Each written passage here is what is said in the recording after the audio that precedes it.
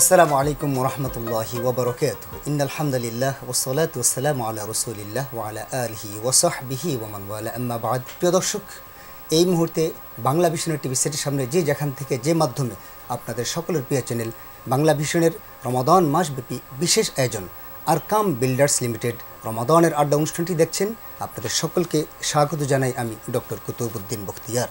প্রিয় দর্শক, সহযোগী স্পন্সর হিসেবে আছেন ইসলামী ব্যাংক, সিংবাদ রিসোর্ট, আছেন জেনিত ইসলামী লাইফ ইন্স্যুরেন্স কোম্পানি লিমিটেড এবং দেশ বাংলা হাউজিং লিমিটেডের সৌজন্যে।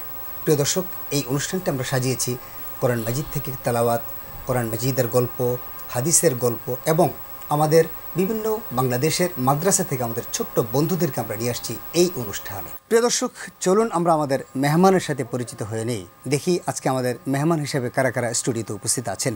আমাদের সাথে উপস্থিত আছেন ঐতিহ্যবাহী মিশর আল আজহার ইউনিভার্সিটি থেকে অধ্যয়নরত যিনি আমাদের পরিচিত মুখ, পরিচিত মানুষ, শেখ জামাল উদ্দিন আজহারি। আসসালামু আলাইকুম ওয়া রাহমাতুল্লাহি ওয়া বারাকাতুহু। কোরআন মাজিদ থেকে তেলাওয়াত করার জন্য আছেন হাফেজ কারি আব্দুল্লাহ আল জাওয়াদ। আসসালামু আলাইকুম ওয়া রাহমাতুল্লাহি ওয়া বারাকাতুহু। প্রিয় দর্শক, আমাদেরকে ইসলামিক নাশিদ শোনাবেন আমাদের সকলের পরিচিত মুখ, প্রিয় মানুষ নাঈম হুসাইন। আসসালামু আলাইকুম ওয়া রাহমাতুল্লাহি ওয়া বারাকাতুহু।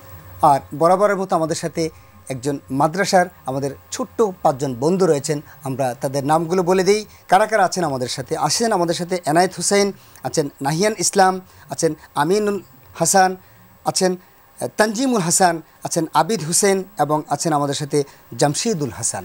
প্রিয় দর্শক, চলুন আমরা আমাদের আজকের মূল অনুষ্ঠানে প্রবেশ করি। প্রথমেই কোরআন মাজিদ থেকে সুললিত কণ্ঠে তেলাওয়াত করার জন্য আমি আমন্ত্রণ জানাচ্ছি হাফেজ কারি আব্দুল্লাহ আল জাওয়াদকে। আউযু বিল্লাহি মিনাশ শাইতানির রাজীম। বিসমিল্লাহির রাহমানির রহিম। الرحمن علم القرآن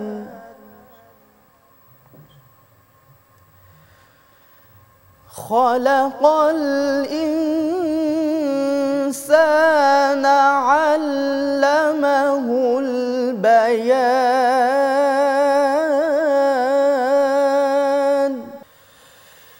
الشمس والقمر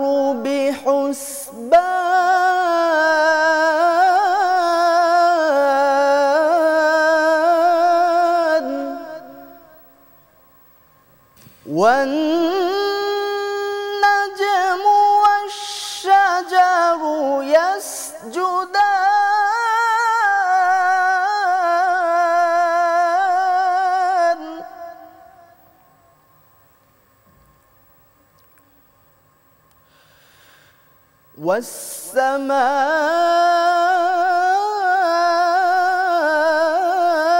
والسماء رفعها ووضع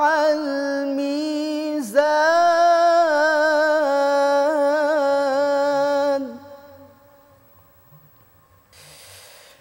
ألا تطغوا في الميزان وأقيموا الوزن بالقسط ولا تخسروا الميزان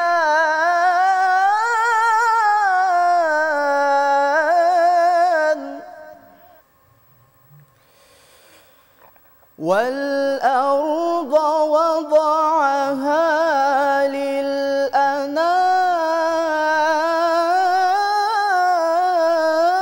للأنام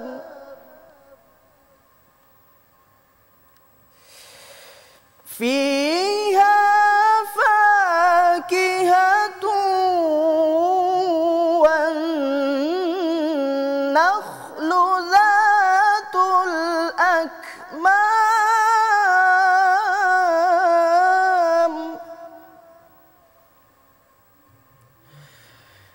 والحب ذو العصف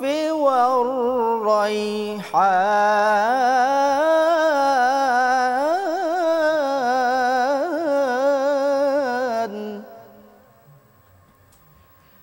فبأي آلاء ربكما تكذبان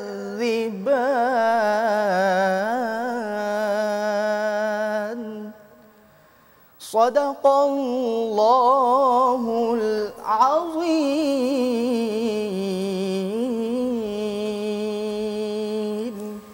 মাশাআল্লাহ মাশাআল্লাহ মাশাআল্লাহ আকরামাকাল্লাহ আকরামাকাল্লাহ। প্রিয় দর্শক, আল্লাহ সুবহানাহু ওয়া তাআলার কালাম যখন তেলাওয়াত হয় আমাদের ঈমান বৃদ্ধি পায়। আল্লাহ বলছেন ওয়াইজা তুলিয়াত আলাইহিম আয়াতুহু যাদাতহুম ঈমানা। আপনার আমার মন যদি বিগলিত না হয়, আপনার আমার মন যদি আন্দোলিত না হয়, তেলাওয়াত করলে মনে করতে হবে আমাদের অন্তরের মধ্যে বেধি রয়েছে। আসুন না এই কোরআন নাজিলের মাসে আমরা বেশি বেশি করে তেলাওয়াত করি। তেলাওয়াত মানে শুধুমাত্র পড়া নয়, তেলাওয়াত মানে হলো বিশুদ্ধ তেলাওয়াত, কোরআন মাজিদ অনুধাবন, নিজের মধ্যে আমাল এবং সমাজে বাস্তবায়ন, টোটাল মিলেই হলো তেলাওয়াত। আসুন না আমরা কোরআন মাজিদের এই হকটুকু আদায় করি। কোরআন নাজিলের মাসে পুরো মাস জুড়ে এই অনুষ্ঠানে ইনশাআল্লাহ চমৎকার কিছু তেলাওয়াত নিয়ে আমরা আপনাদের সম্মুখে হাজির হব। এ পর্যায়ে আমরা কোরআন মাজিদ থেকে গল্প শুনতে চাই। যিনি আমাদের মাঝে উপস্থিত আছেন শেখ জামাল উদ্দিন আজহারি, সে উস্তাদের কাছ থেকে আমরা শুনতে চাই কোরআন মাজিদের গল্প। আলহামদুলিল্লাহ ওয়াসসালাতু ওয়াসসালামু আলা রাসূলিল্লাহ আম্মা বা'দ। আলহামদুলিল্লাহ ওয়াসসালাতু ওয়াসসালামু আলা রাসূলিল্লাহ। বাংলা ভিশন টেলিভিশনের আজকের এই রমাদান আড্ডায় উপস্থিত সকলকে আমি আন্তরিক অভিনন্দন জানাচ্ছি। আমাদের সাথে আছে আমাদের ছোট্ট বন্ধুরা। নিশ্চয়ই ভালো আছো তোমরা? আলহামদুলিল্লাহ। আমরা আজকে পবিত্র কালামুল্লাহ থেকে, কোরআন থেকে চমৎকার একটা গল্প শুনবো। তোমরা জানো মানুষের ইতিহাস, মানুষ অনেক আগেই তৈরি হয়েছে। আদম আলাইহিস সালামকে দিয়ে মানব ইতিহাস শুরু হয়েছে। কিন্তু দুঃখজনক ব্যাপার হচ্ছে আদম আলাইহিস সালামের দুই সন্তানের মাঝে একজন আরেকজনকে মারার সিদ্ধান্ত নিয়েছে। কি বলেছেন? লাকতুলান্নাক, আমি তোমাকে হত্যা করব। কিন্তু যে ভালো ছেলে সে বলল লাইম বাসাত্তা ইলাইয়া ইয়াদাকা লিতাকতুলানি মা আনা বিবাসিতি ইয়াদিয়া ইলাইকা লিয়াকতুলাক। তুমি যদি আমাকে মারার জন্য তোমার হাত বাড়াও, আমি কিন্তু তোমাকে মারার জন্য হাত বাড়াবো না। সেই শুরু হয়েছে হত্যার ইতিহাস। হত্যা করেছেন, কিন্তু ভালো যে ভাইটা ছিল সে হত্যার জন্য হাত বাড়ায় নাই। ঠিক সেভাবে তোমরা মুসা আলাইহিস সালামের নাম শুনছো, তাই না? মুসা আলাইহিস সালামের সময়ও একজনকে হত্যা করা হয়েছে, কিন্তু কে হত্যা করেছে সেটা খুঁজে পাওয়া যাচ্ছে না। খুব প্রয়োজন, না হলে এটাকে কেন্দ্র করে গোটা জাতির মধ্যে যুদ্ধ লেগে যাবে। শেষ পর্যন্ত মুসা আলাইহিস সালামের কাছে এসেছে। মুসা আলাইহিস সালাম কীভাবে হত্যাকাণ্ড কে ঘটিয়েছে সেটা বের করবে। আর সেই ঘটনাটাই আল্লাহ সুবহানাহু ওয়া তাআলা বর্ণনা করেছেন সূরাতুল বাকারার মধ্যে। তোমরা সূরাতুল বাকারা চিনো? পবিত্র কোরআনের সূরা ফাতিহার পরের যে সূরাটা সেটা হচ্ছে সূরাতুল বাকারা। এটার ৬৭ নম্বর আয়াত থেকে ৭৩ নম্বর আয়াত পর্যন্ত আল্লাহ সুবহানাহু ওয়া তাআলা এই বাকারা নিয়ে আলোচনা করেছেন। বাকারা শব্দের অর্থ হচ্ছে গাবি। বাকারা শব্দের অর্থ কি? গাবি। আল্লাহ সুবহানাহু ওয়া তাআলা মুসা আলাইহিস সালামের মাধ্যমে তার কওমকে বলেছেন, এবং সেই ঘটনাটা আমাদেরকে এভাবে বলতেছেন, ওয়া ইয ক্বালা মুসা লিকওমিহি ইন্নাল্লাহা ইয়া'মুরুকুম আন তাযবাহু বাকারা। মুসা আলাইহিস সালাম তার কওমকে বলল, তার জাতিকে বলল যে আল্লাহ সুবহানাহু ওয়া তাআলা তোমাদেরকে একটা গাবি জবাই করতে বলেছে। কওমের লোকরা কি বলল? আতাত্তাখিযুনা হুজুয়া, তুমি কি আমাদের সাথে তামাশা করতেছো? আল্লাহর কথা বলে একজন নবী কি কখনো বানিয়ে কথা বলতে পারে না? এই জন্য মুসা আলাইহিস সালাম বলেছেন, ইন্নী আউযু বিকা আন আকুনা মিনাল জাহিলিন, আমি মূর্খ হওয়ার চাইতে আল্লাহর কাছে আশ্রয় চাই। এটা আমার পক্ষে কখনো সম্ভব না যে আল্লাহ বলেছেন বলে আমি তোমাদের সাথে তামাশা করব, এটা কখনো হতে পারে না। এখন তারা তো মুসা আলাইহিস সালামের নির্দেশ মানতে রাজি না। তারপরেও তারা কি করলো? তারা চিন্তা করলো ঠিক আছে একটু পেঁচানো যায় কিনা। আচ্ছা তোমাদেরকে বলি, এখানে শুধুমাত্র একটা গাবি জবাই করতে বলেছে, আর কিছু বলেছে না। কিন্তু তারা একটু চালাকি করলো। কি চালাকি করলো? তারা বললো অল দলে না রব্বাকে ইউবাইয়িল্লানা মাহি, তোমার রবকে একটু ডাকো, ডেকে জিজ্ঞেস করো যে গাবিটা কেমন হবে। অযথা বিব্রতকর পরিস্থিতি তৈরি করার জন্য তারা প্রশ্ন করেছে। কিন্তু আল্লাহর বিরুদ্ধে গিয়ে, রাসূলের বিরুদ্ধে গিয়ে কেউ যদি চালাকি করে, ওই চালাকি দিয়ে তার উপকার হয় না, কি হয়? ক্ষতি হয়। ক্বালা ইন্নাহু ইয়াকুলু ইন্নাহা বাকারাতুল লা ফারিদুন ওয়ালা বিকর আওয়ানুম বাইনা যালিকা ফাফআলু মা তুমারুন। তিনি বলেন হ্যাঁ, আল্লাহ বলেছে এটা খুব বয়স্ক হবে না, আবার কম বয়সী হবে না, মাঝামাঝি বয়সের। দেখো শুরুতে কিন্তু তারা একটা গাবি জবাই করলে হয়ে যেত। প্রশ্ন করার কারণে এখন কি হলো? বয়স্ক গাবি জবাই করলে হবে না, আবার খুব ছোট গাভী জবাই করলেও হবে না। তারা বিষয়টা তারপরেও মেনে নিল না, কারণ তাদের মনে তো দুষ্টুমি। তারা কি করলো? ক্বালু উদউ লানা রাব্বাকা ইউবায়্যিন লানা মা লাউনুহা। হেই মুসা, তোমার রবকে একটু জিজ্ঞেস করো তো এটার কালারটা কি হবে। লাউনুন শব্দের অর্থ কি? কালার, রং। ওই গাভীটার রং কি হবে? ক্বালা ইন্নাহু ইয়াকুলু ইন্নাহা বাকারাতুন সাফরা ফাকিউল লাউনুহা তাসুরুন নাযিরিন। তিনি বললেন, হ্যাঁ আল্লাহ বলেছেন এটা হবে হলুদ কালারের গাভী। জটিল হয়ে গেল না? হলুদ কালারের গাভী পাওয়া কি সহজ? না, এখানে খুবই কৌশল আছে। আল্লাহ সুবহানাহু ওয়া তাআলার কৌশলের কাছে অন্য কারো কৌশল টিকবে না।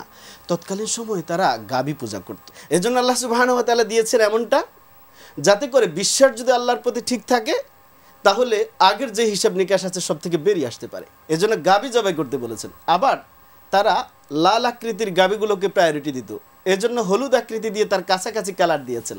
এবং আল্লাহ বললেন যে এটা শুধুমাত্র হলুদ হলে হবে না, যা একটু ময়লা লাগানো আছে, দেখতে সুন্দর না, চমৎকার কালার হতে হবে, যে কালার দেখলে যে দেখবে তার খুবই ভালো লাগবে। এরপরেও তারা জবাই করলো না। তারা আবার প্রশ্ন করলো, ক্বালু উদউ লানা রাব্বাকা ইউবায়্যিন লানা মা হি।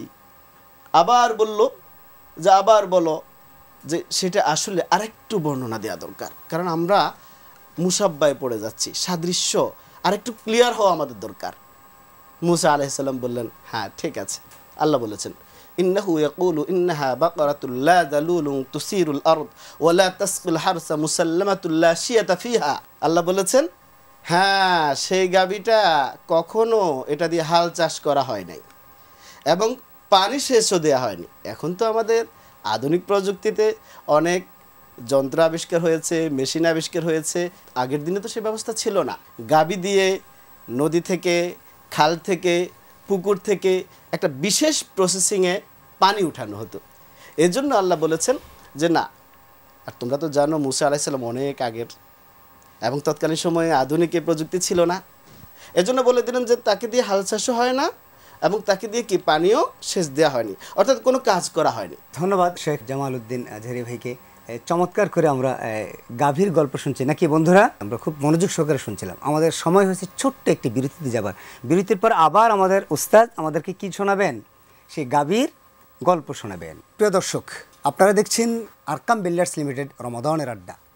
সহযোগী স্পন্সর ইসলামী ব্যাংক বাংলাদেশ লিমিটেড, সিংবাদ রিসোর্ট আছেন জেনিথ ইসলামী লাইফ ইন্স্যুরেন্স কোম্পানি লিমিটেড এবং দেশ বিল্ডার্স লিমিটেড। প্রিয় দর্শক, ছোট্ট একটি বিরতিতে যাচ্ছি, বিরতির পর ফিরে আসছি। আশা করছি বিরতির পর আপনাদেরকে পাবো ইনশাআল্লাহ।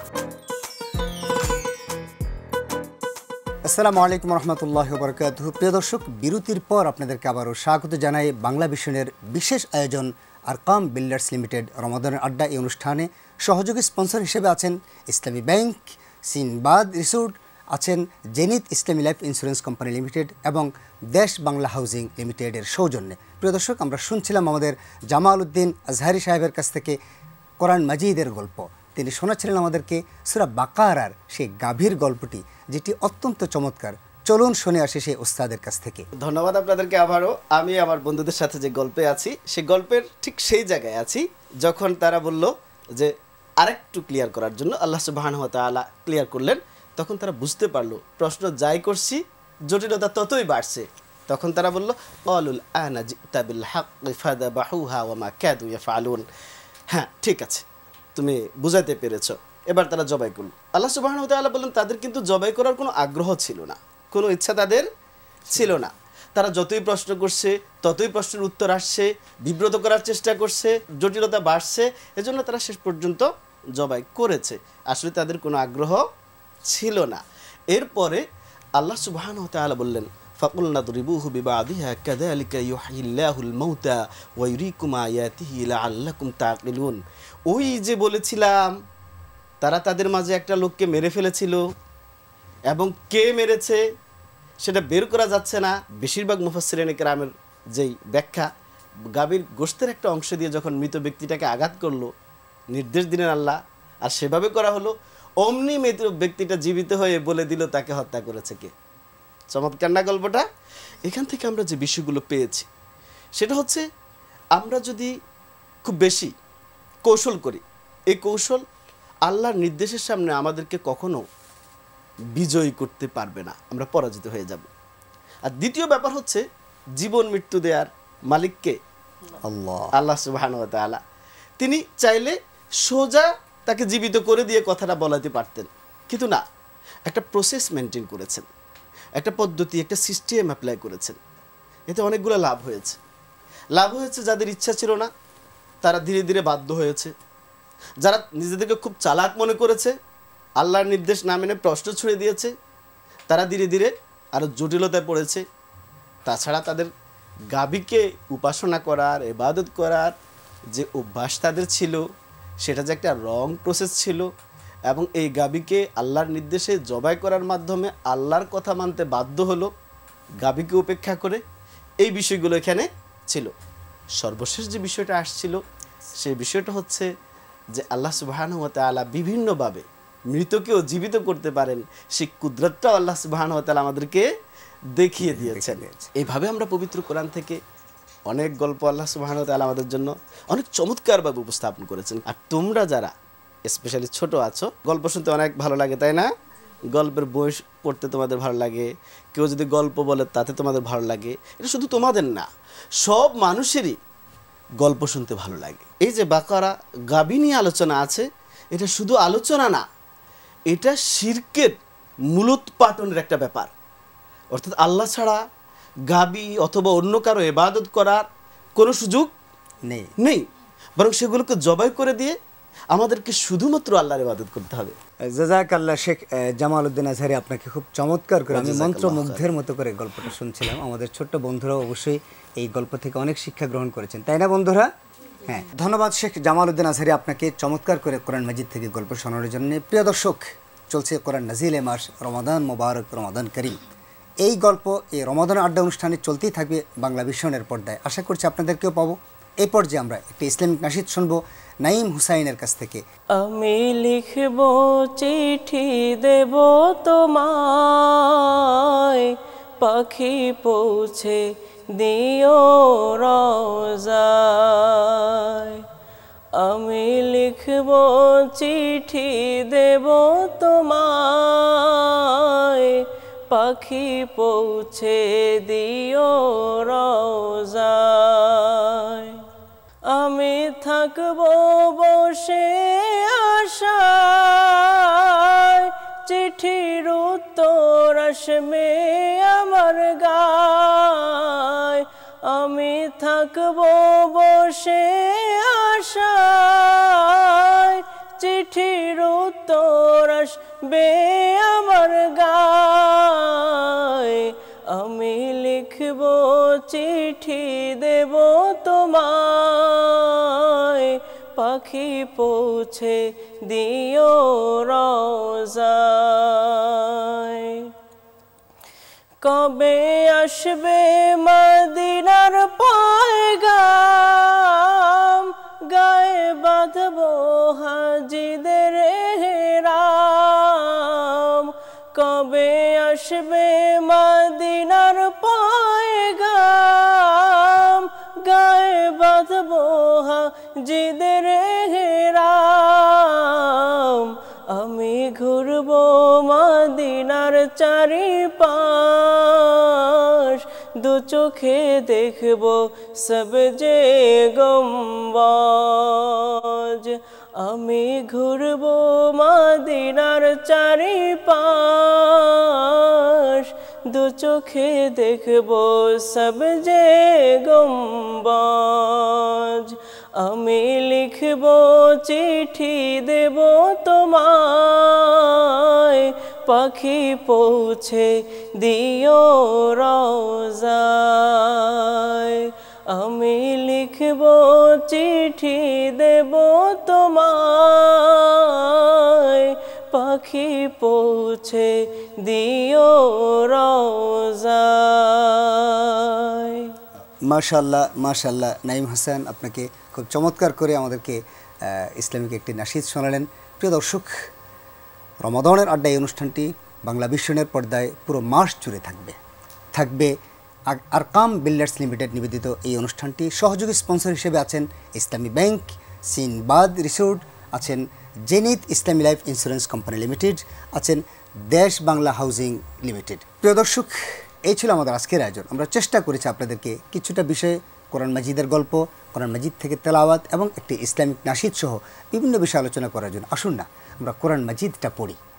এই কোরআন মাজিদ শুধুমাত্র তেলাওয়াতের জন্য আসেনি। কোরআন মাজিদ আসছে আপনার আমার ভাগ্য পরিবর্তন করার জন্য, বুঝে বুঝে পড়ার জন্য।